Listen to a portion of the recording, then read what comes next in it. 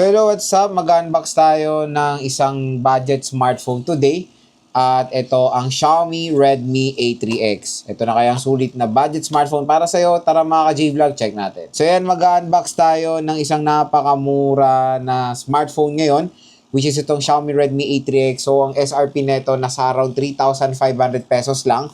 Pero dito pag clinic yung view products natin, makukuha nyo lang ng 2,000 plus itong Xiaomi Redmi A3X. Dahil dito sa ating view products, may naghihintay po sa inyo dyan na pangmalupitang voucher na pwede nyo makuha ng mas mababa pa sa SRP itong smartphone na to. So meron tong 3GB RAM at 64GB internal storage. Yung napili nating color is yung Moonlight White. And ito is parang slight, parang related to sa Xiaomi Redmi A3 na isang mabenta rin na smartphone nung 2024. And ito, yung bago nila is the Redmi A5, tapos ito yung mas latest, yung A3X. Pero yun nga, medyo, ewan ko, tingnan natin kung ano ba yung mga pinagkaiba nila doon sa Xiaomi Redmi A3. So ito yung box niya, very identical din. So 6.71 inches, 90Hz screen refresh rate. So meron tayong 5,000 mAh battery with fingerprint scanner. Octa-core processor with AI dual camera system. So open na natin tong device na to. So again, inopen ko na pala to upon receiving kasi syempre binili natin sa online at kailangan natin maging mapanuri. In-unbox ko to while taking a video pero no worries, ang tagal ko na umorder sa online, wala naman discrepancy para security reasons din. Yan, dito kayo bibili sa legit natin na link para makampante kayo na legit yung binibilan yung shop. So ito yung Redmi A3X, tignan natin yung content ng box. So when it comes dito, medyo kuripot si Xiaomi. Walang jelly case, di ba? Wala oh. So meron tayong warranty card and safety information. Yung charger niya is yun nga, slow charger to na I think it's 10 watts charging brick. Yes, 5 volt 2 amperes. And meron tayong USB Type-C cable. So yun lang. Very simple lang yung ating unboxing dito. Wala siyang jelly case na included. So ito na yung smartphone. The Xiaomi Redmi A3X.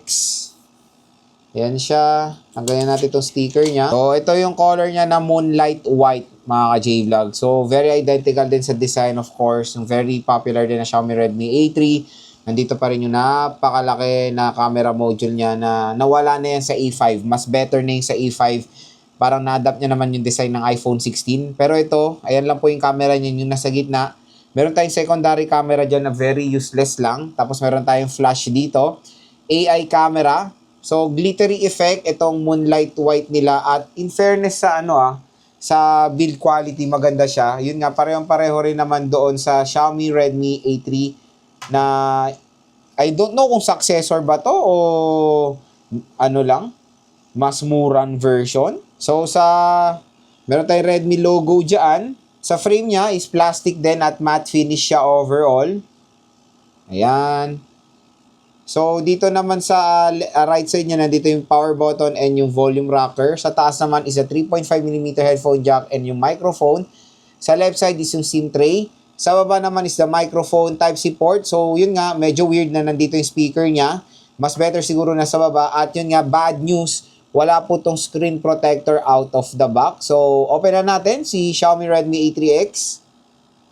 So, habang nag-open, quick specs lang tayo. Yung screen neto is 6.71 inches.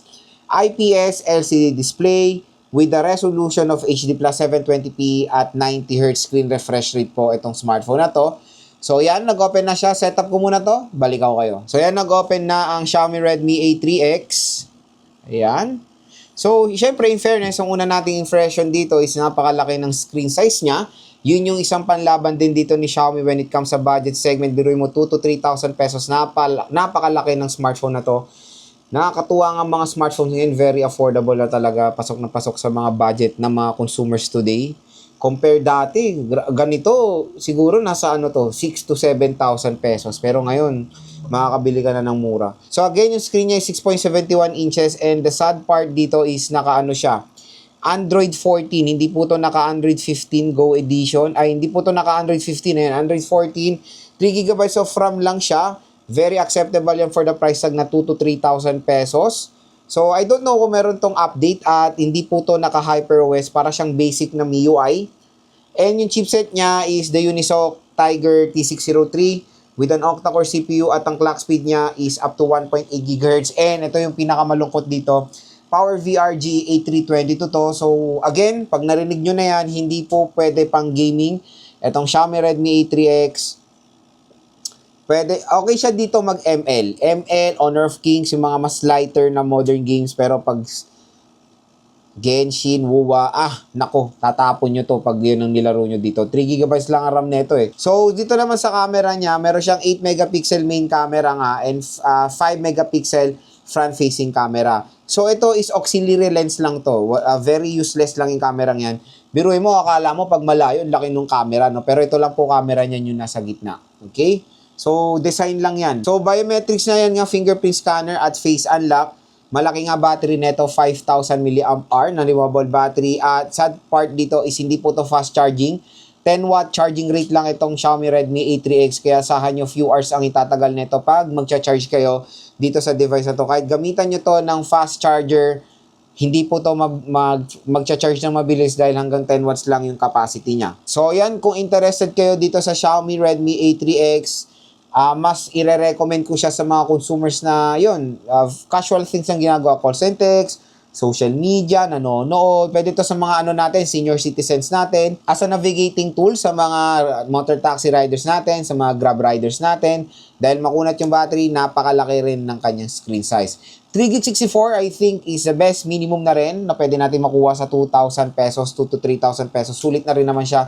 No worries. Kaya yun, kung interested kayo dito sa Xiaomi Redmi A3X, yung view products natin, i-click nyo na dito, mariredirect kayo sa bagsak presyo na smartphone na to.